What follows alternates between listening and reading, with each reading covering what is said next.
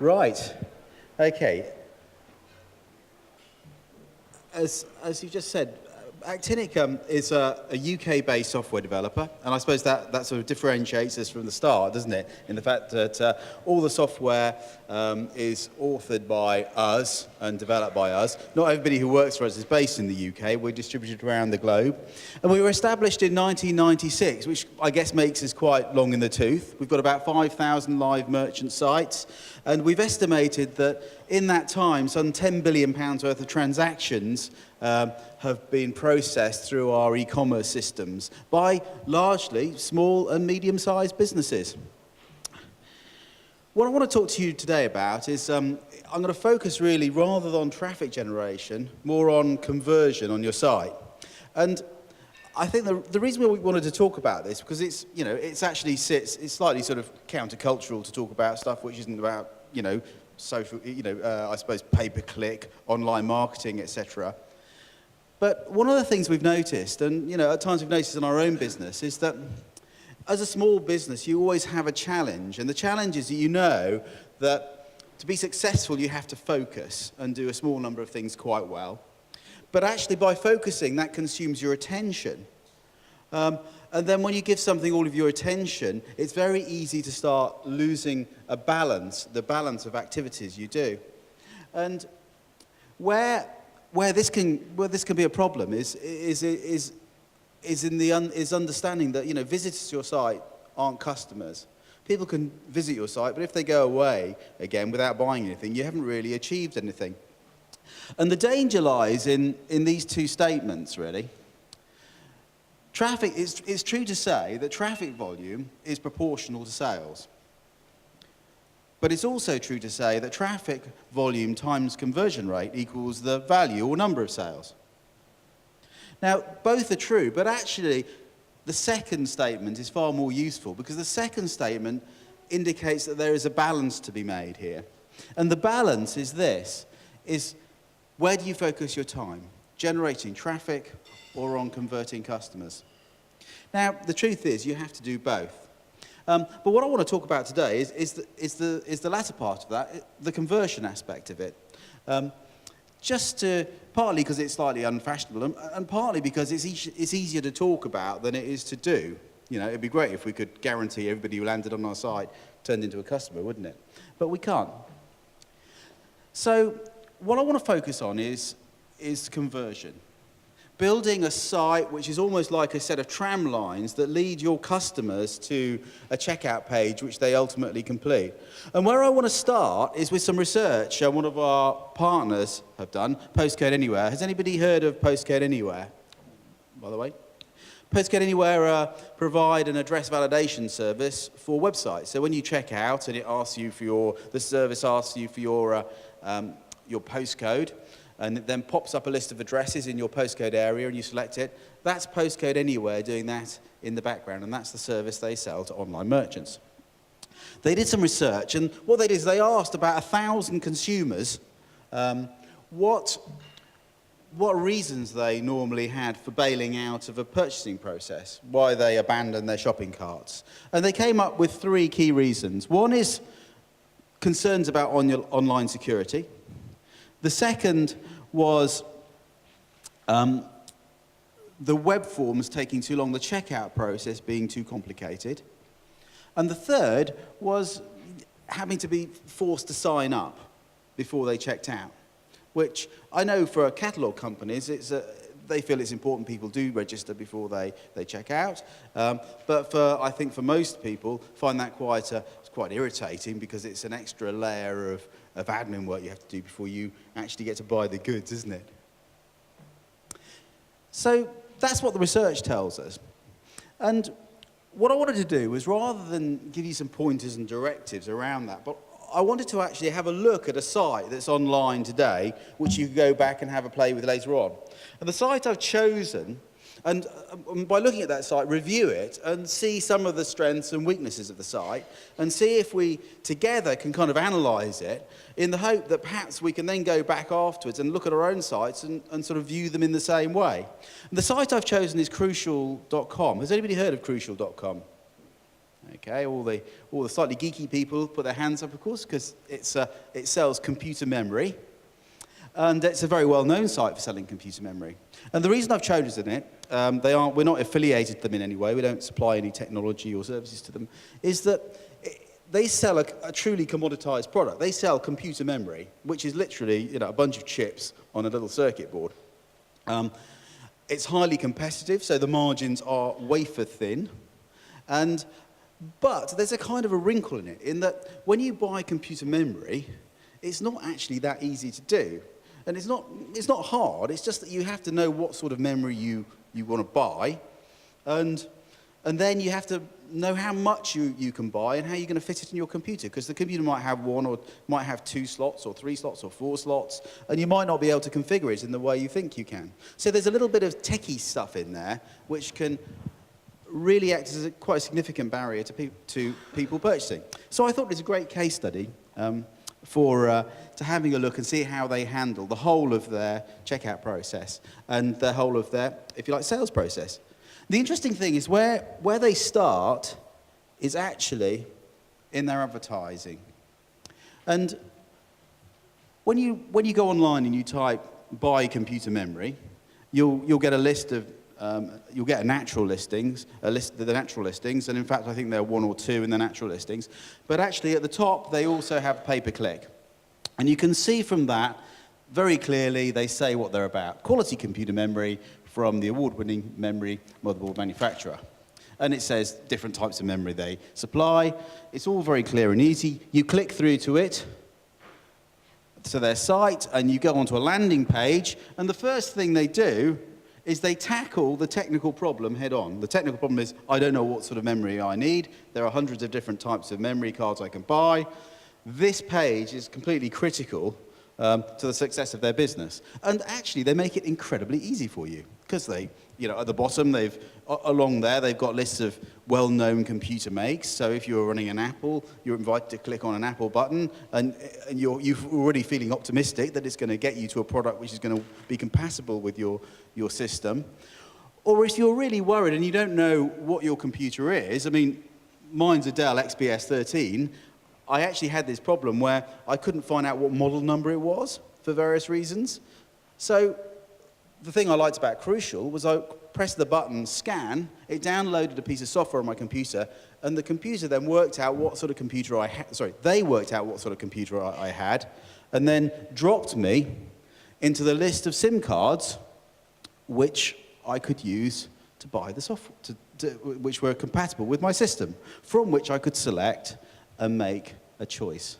So there I am, connected straight with the product I want, and I charged on through adding add to cart and checkout and bought myself 8 gigs of RAM for my new computer. Now, hands up if you think that's quite easy. I like that. I like it. It's very direct. It's taking the customer's view throughout the whole journey of the sales process.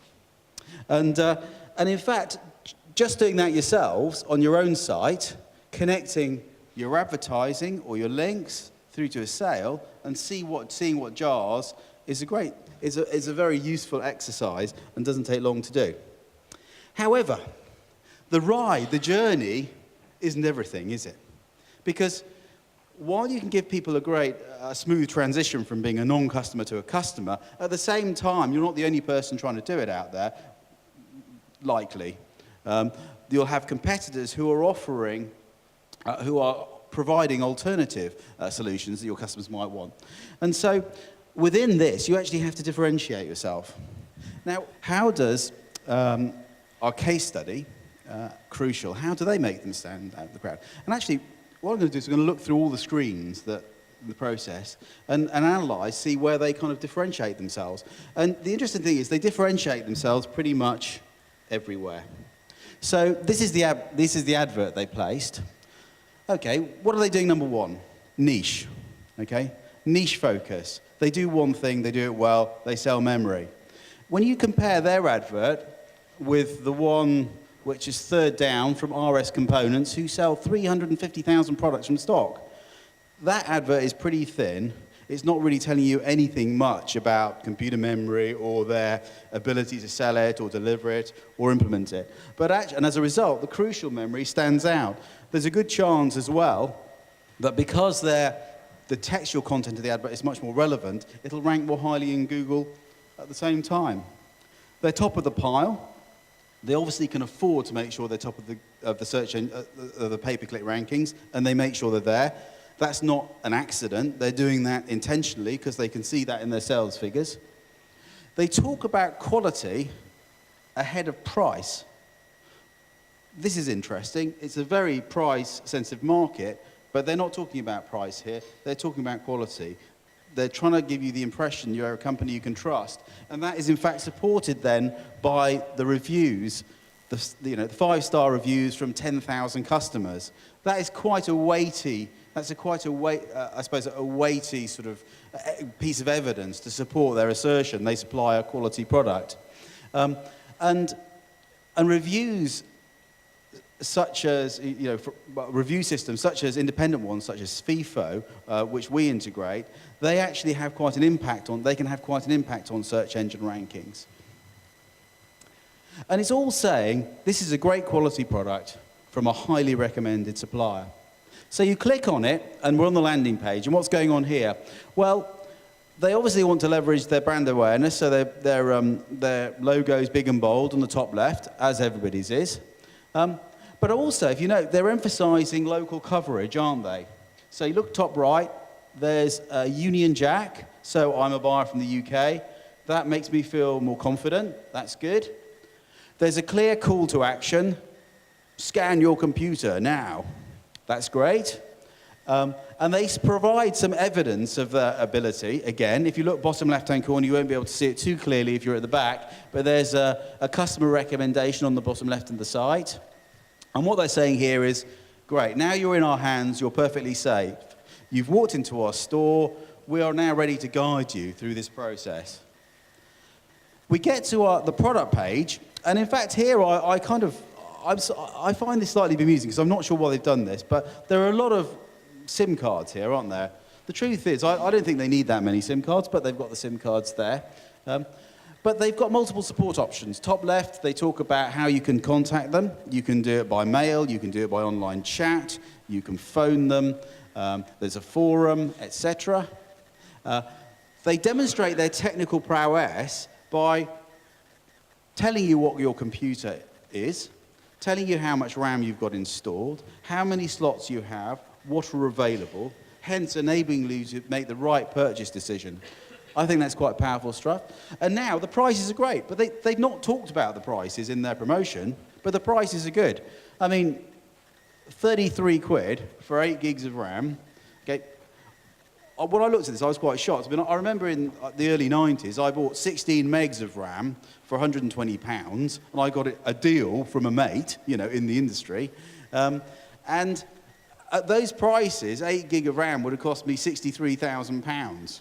Okay, I thought it was quite an interesting aside. Customer reviews, again. What I ended up doing is I selected the products which had the 5-star reviews. I didn't select the ones that didn't. I didn't see much point in that. In fact, I'm not really too sure why they're there. But what's this saying? This is saying, absolutely, nailed on, this is the right product for you. Okay, so we're through product selection. We're now into checkout. Simple and direct. And in fact, but there's one problem. The coupon field. Who here thinks that coupon field is potentially a problem? Yeah. Why is it a problem? Well, how do I know I've got the best price? When I see that coupon field, I'm thinking, how can I get a coupon to get a discount? So actually, if it hadn't cost 35 quid, because basically 3 quid off 35 quid is almost 35 quid, isn't it? That'd be a 10% discount. I might have stopped there and gone off and searched for a coupon, but there's no link to explain to me how to get a coupon. So actually, if I was going to be critical, I'd say that's something they don't really need on that site. They would want to hide it from people who don't have coupons, otherwise they're presenting a problem. The other thing is the price is the price. They said to you it's going to cost 33 quid. And it's going to cost 33 quid because the shipping is free. There are other shipping options which are more expensive, but the default shipping is free. So that's nice and clear. And beneath it, you won't be able to see it yourselves, is a lot of information about the company. They're very clear about what the terms of the shipping are if you buy express shipping, and they give their registered office and company registration number. Again, all building that sense to you that you are secure. And then finally, because they're using PayPal at the bottom, this is potentially a single-page checkout. And in fact, that's what I did, because I couldn't be bothered to get my credit card out of my wallet. So I just pressed the PayPal button, I signed in, and the transaction was completed without me having to type in anything else. So what's this saying? It's saying buy now with minimal risk, literally a single click of the button of your mouse. So when you look at it, all these things together, really, the thing that struck me after I did this analysis, and I did this simply for this presentation, was that actually none of this is rocket science.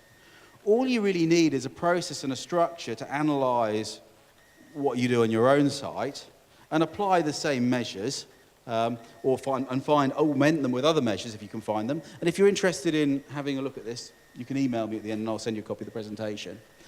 But really, step one, think like a customer. I'm going to sit in front of my site, I'm going to pretend to be a customer, what's it like?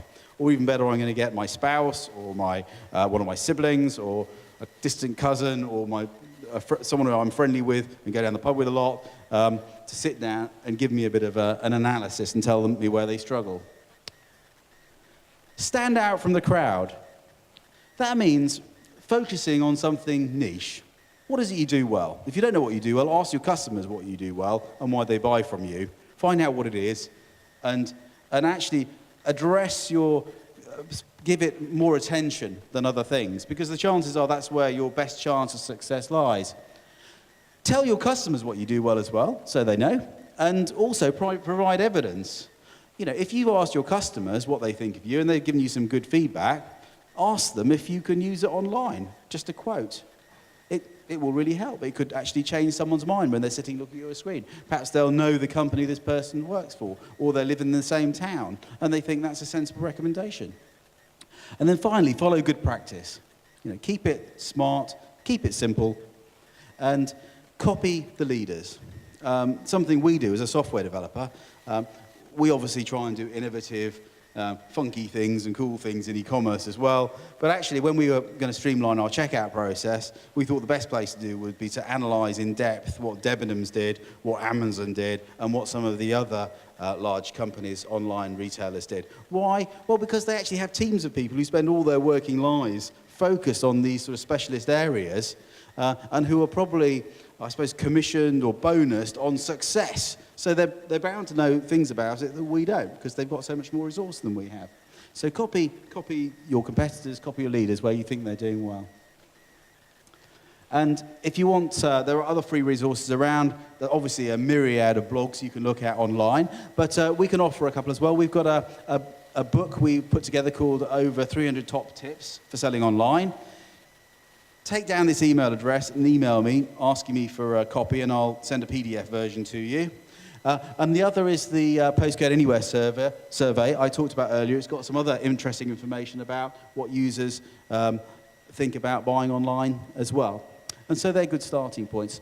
As I said, email me or come to me afterwards and give me your card, and I'll get back to you with the information. That's it. I hope you found it useful. Are there any questions?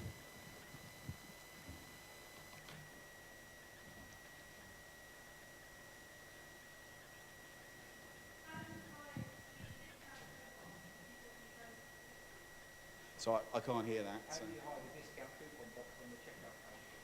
Well, I think for that, I work in sales and marketing. so for that, you need a web developer.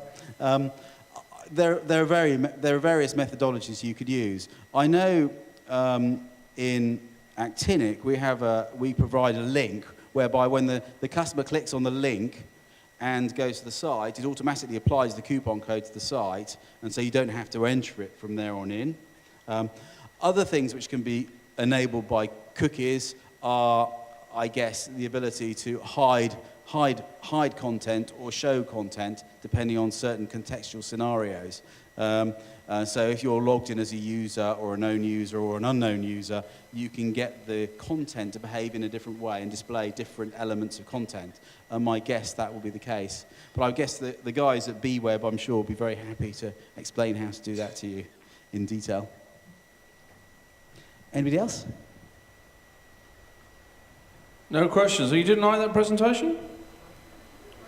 Too easy. Made it too easy for them. Yeah. It was very good. I have a question. Yeah. Are there any large e-commerce sites that you experience that you detest? That have got the worst UI? Gosh, that's a good question.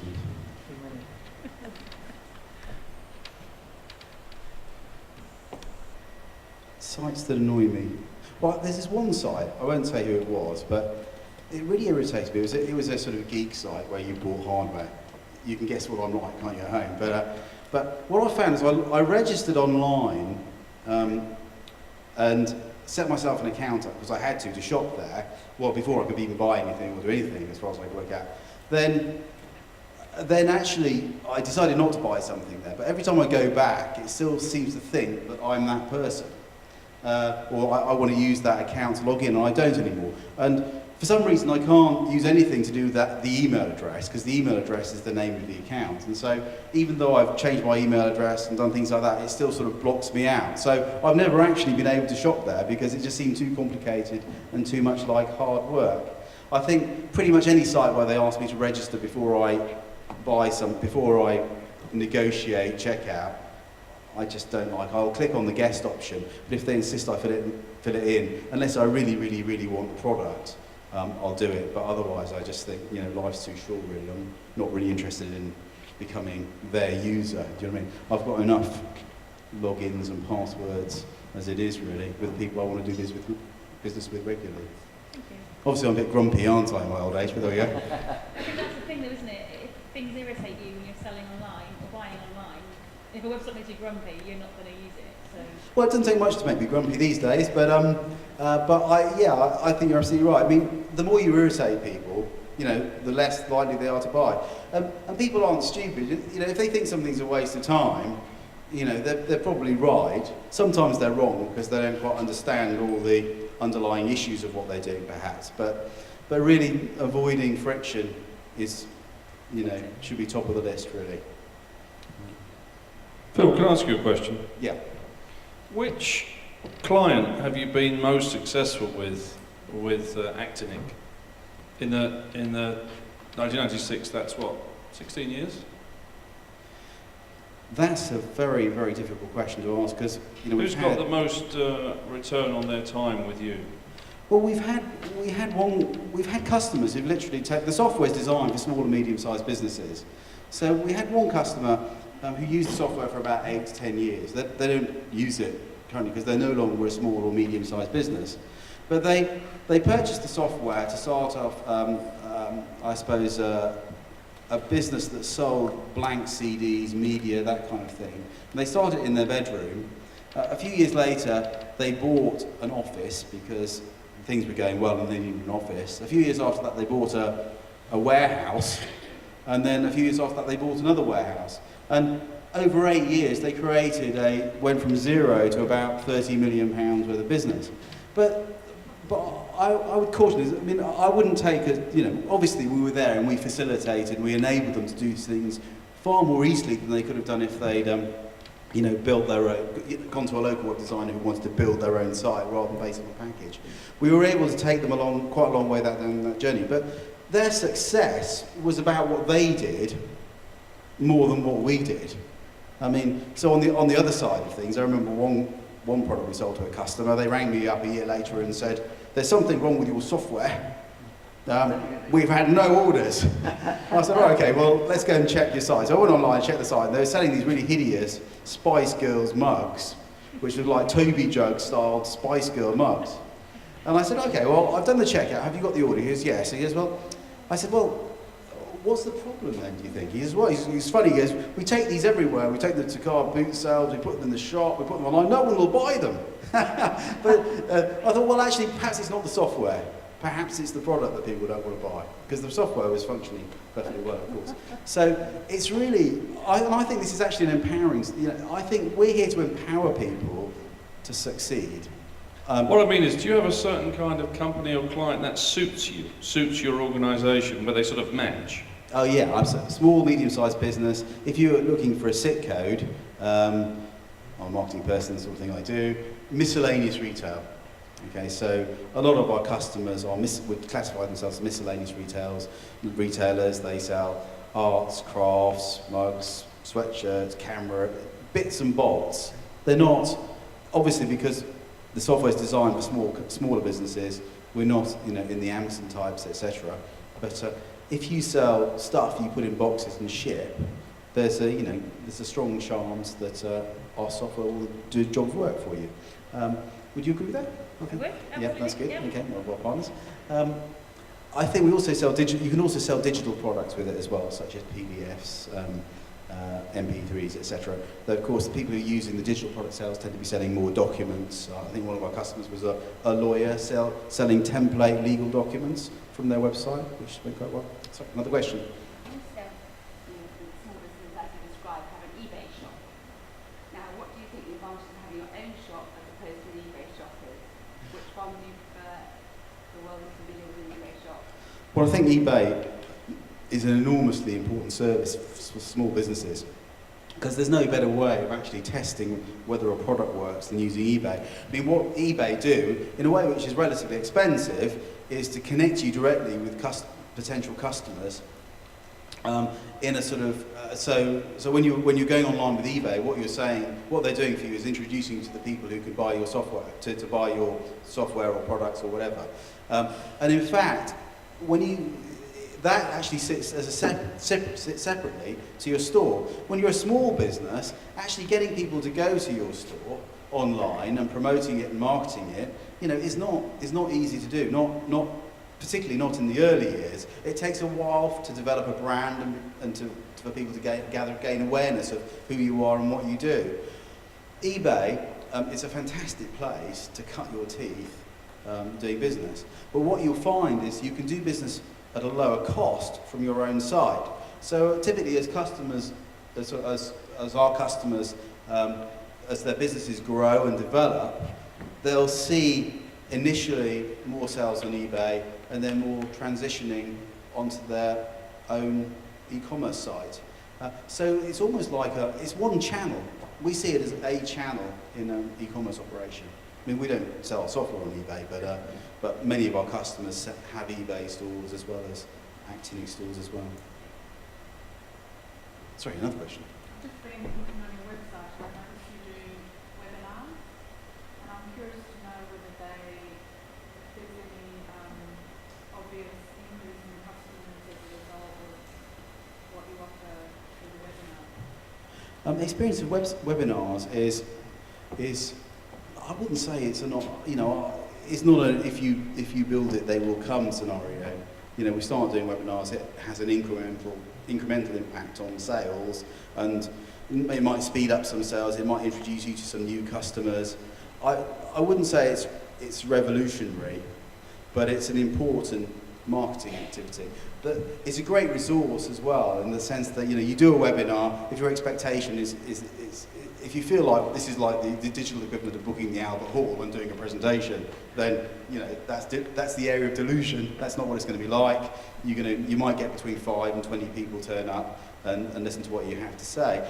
A lot of them you might already be in contact with, so it might be part of that sales process. Then once you've finished the webinar, you've got it recorded. Your sales team can use that as a reference point for as part of a sales process. So if people have a particular question about online marketing or whatever, we can say, look, watch this video online, it'll take you about 5 minutes, it gives you some of the basics, it talks about how we solve some of those problems. So I don't believe in I'm afraid I don't believe in silver bullets anymore, having tried to shoot quite a few in my time. But I think they're an invaluable part of our marketing mix. And if anything, we'll probably be doing more in the future. Though I'd emphasise you've got to watch the quality. I suppose what we're doing at the moment is we're employing some professionals to do, if you like, our top-end videos, for key talking heads, things like that. So when the chairman wants to speak about something, we'll get it done professionally.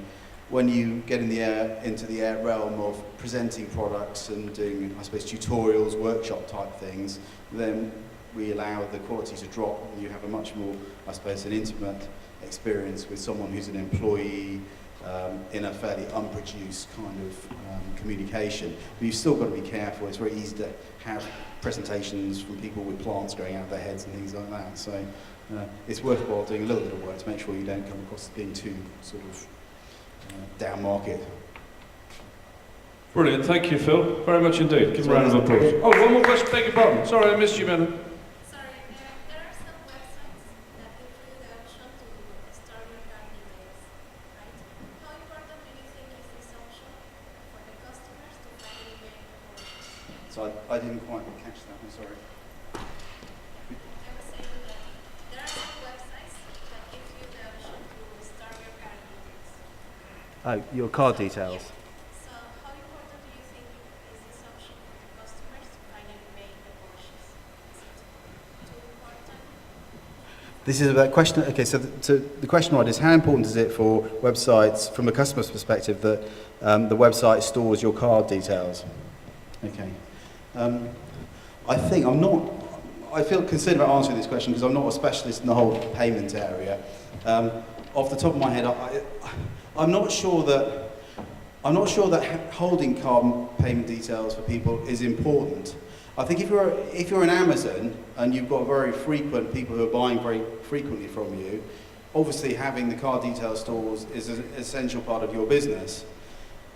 As a smaller business, to achieve that, then you've actually got to comply with some pretty tough regulations in terms of security.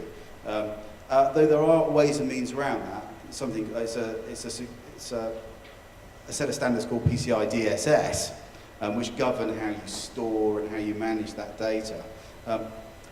As a small business, if you're looking to do that, you're better off using a service. I mean, we have something called actinic payments, where we don't actually store the credit card details locally, but a token of the credit card is stored by the payment service provider, which can be used for doing supplemental transactions to that order. Or you may be better off using PayPal, where PayPal obviously storing your details and integrating with PayPal. I think for big companies with regular customers, yes, it's very important. I think for smaller businesses, it's very difficult to achieve in the same way while complying to the security regulations, and so you're better off, in a way, simulating it using third-party providers such as payment service providers and PayPal. Okay, but as I said, I'm not an expert in that area. I think our chairman, Chris, who knows all there is to know about payments, would be a better answer. If you want to email me, I can connect you to him. Thank you. Thank you very much, Phil. Well done. Well done.